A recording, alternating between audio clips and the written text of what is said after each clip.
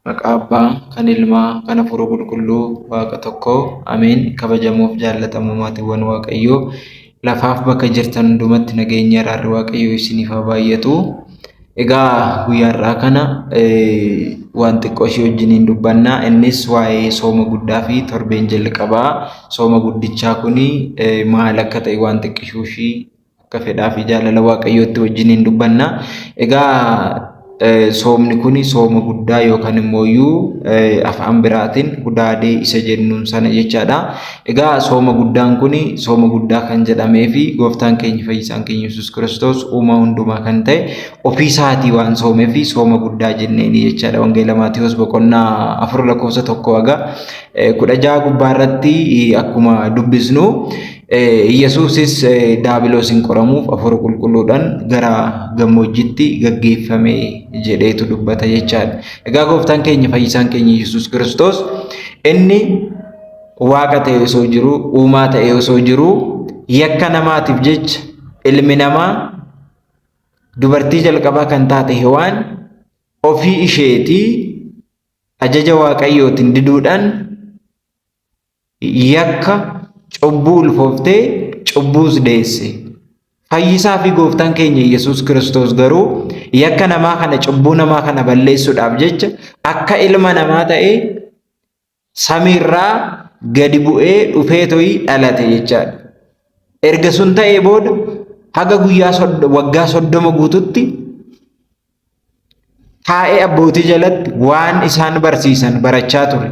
Waggaa 30ffaa isaatti erga cuuphame booddee garuu kallattumaan gooftaan keenya fayyisaan keenya Yesuus Kiristoos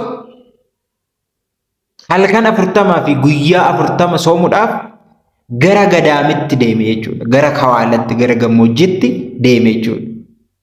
Kanaanis halkan 40 fi guyyaa 40 soomee jechaadha.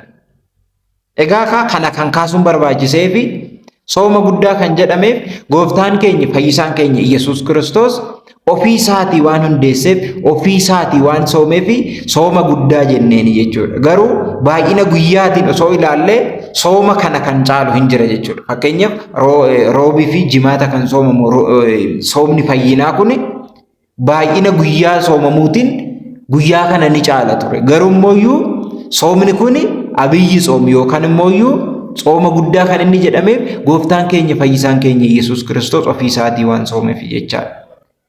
Egaa kana irratti soomni kun kan inni soomamu guyyaa 55 jechaadha.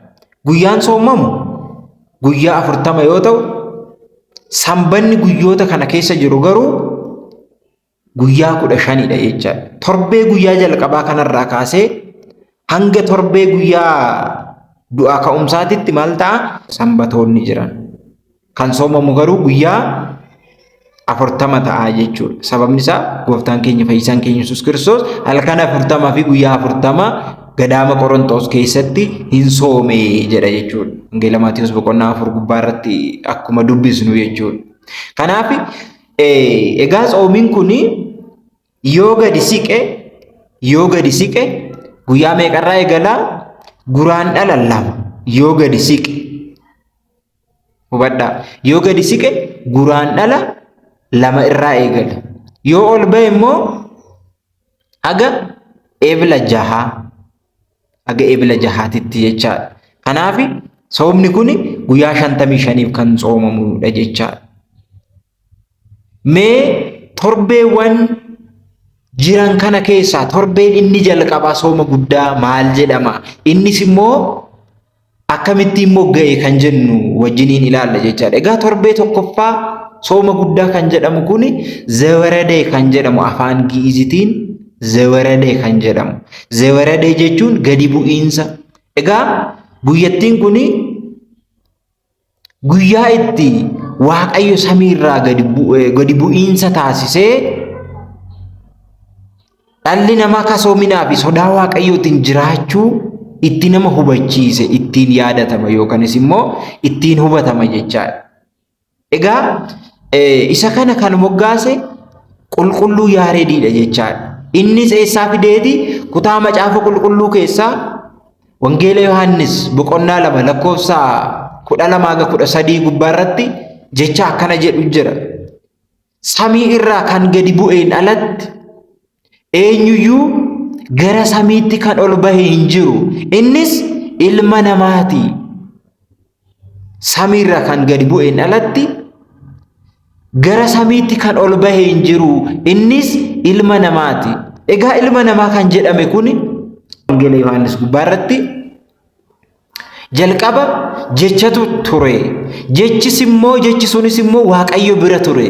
Innumtu immoo Waaqayyo ture jedha. Gadi siqee immoo gara lakkoofsa 14tti jechi suni foon ta'e. Innis nama gidduutti deddeebi'e jedha jechaadha.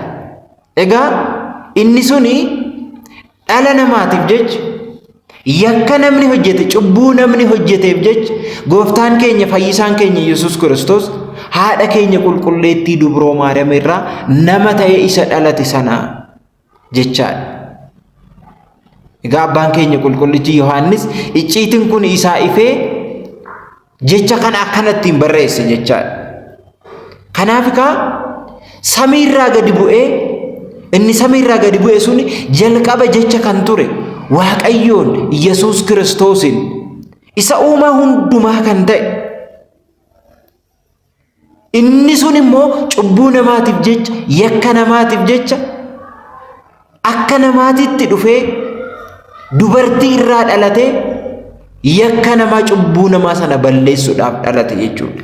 Isa saniin alatti samiirraa gadi bu'ee gara samiitti kan ol ba'e eenyumtuu hin jiru jedhee isa Wangeela Yohaannis gubbaarratti barreeffame sana qulqulluun Yaared immoo gadi bu'iinsa jedhee moggaase jechaadha.